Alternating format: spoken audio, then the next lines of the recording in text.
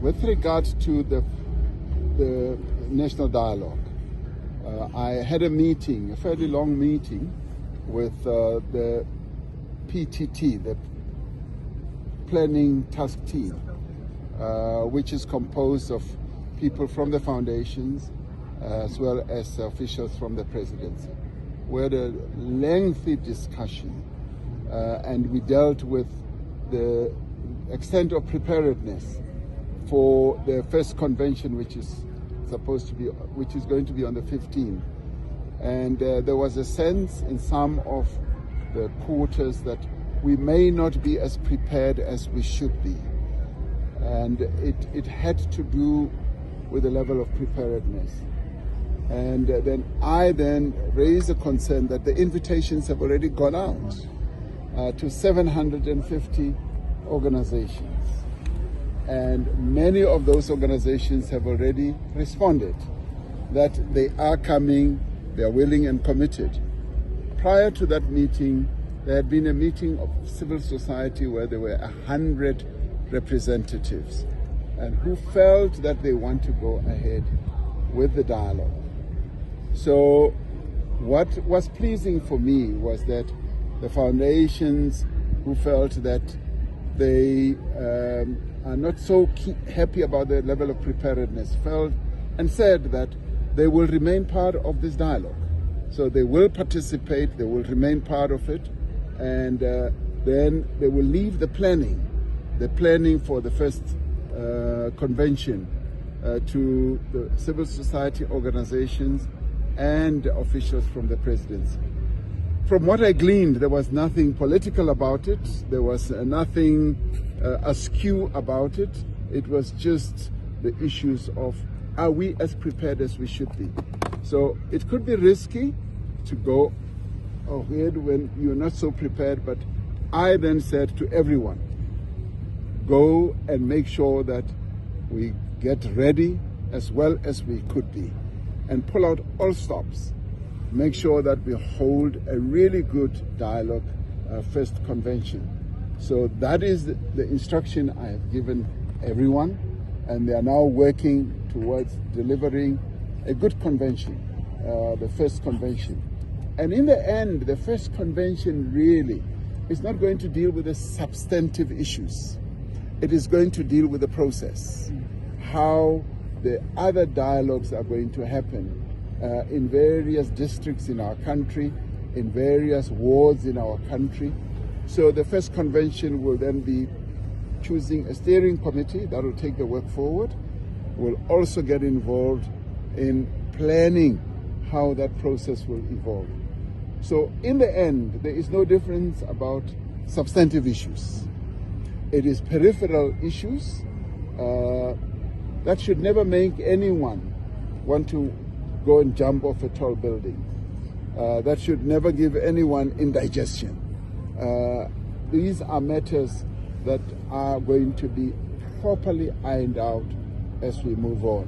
So in the end, the withdrawal of the foundations is not a train smash. The dialogue is going to go ahead. The people of South Africa want the dialogue to go ahead. And of course, with an undertaking of this nature, there will always be hiccups here and there, and various other dialogues that we've held in the past, be it the drafting of our constitution, even with the drafting of the Freedom Charter. There were some hiccups here and there, but what mattered was the outcome.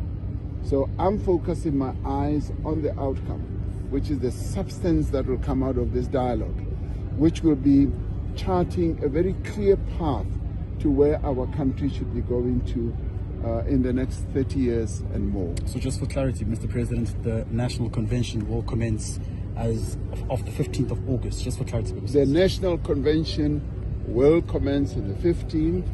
I will go and do the opening address, and there will be some 1,000 people or so representing various sectors who are already gearing themselves up to come and participate. And the finance has been made available, the venue has been secured, the operations center or room is already in operation. The replies, the RSVPs as they call them, are flowing in. So people are getting ready to come and participate in the dialogue. So the show is on the road, and the caravan is moving.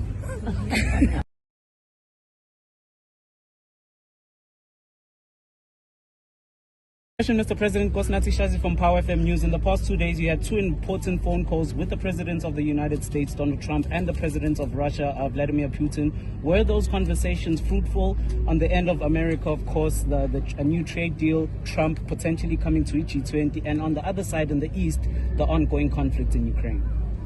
Yes, I have had a few phone calls, and there will be another third one, which I'll tell you about. I had a phone call with President Trump, and we discussed the issue of the tariffs.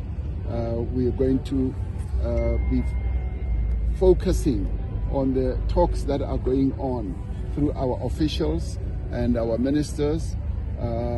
We have to reach a deal one way or another. So we are proceeding with those discussions. So that was what the call was all about the tariffs.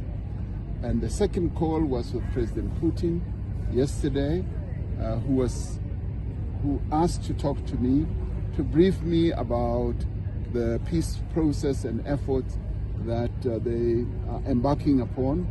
And he did so out of recognition of our involvement in that peace process as part of the African peace mission that went to Kyiv and Moscow, where a number of African heads of states decided to go and call for both countries to settle their differences through negotiations.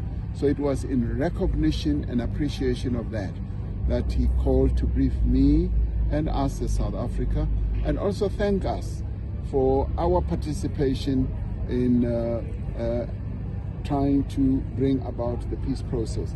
This afternoon I'll have another call in relation with precisely the same matter from President Zelensky, who also wants to brief me about the way the peace process is going on. So our country is being recognized and appreciated for what we're doing. Earlier we were criticized. People were saying, why are we getting involved in a conflict so far away?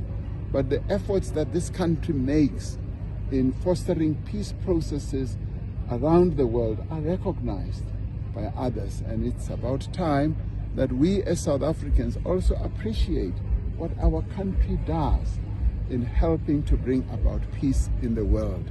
And you guys must also recognize that. On the repatriation of the Zambian president, there has been a ruling by the